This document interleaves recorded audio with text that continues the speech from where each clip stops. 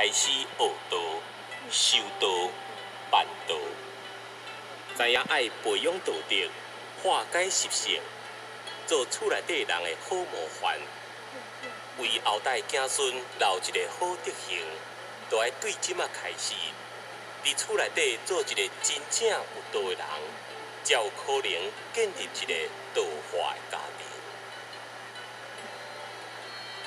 因伫学堂的时阵，看起来拢亲像真有礼貌的款，但是伫厝内都毋是安尼咯，对无？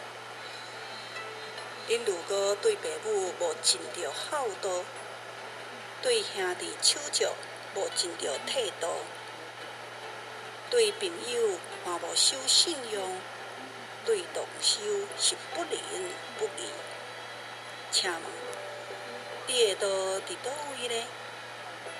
道理啊，你爱将道实行伫生活当中，互每一个人拢讲你是好人，你真有修，这个道才是我，才是真的。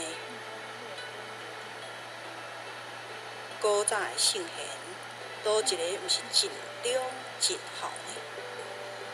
如果你要带厝内的人甲你斗阵来修道，安尼，你都爱先做互人看，做甲互人会感动、会佩服咯，因才有可能甲你斗阵修道。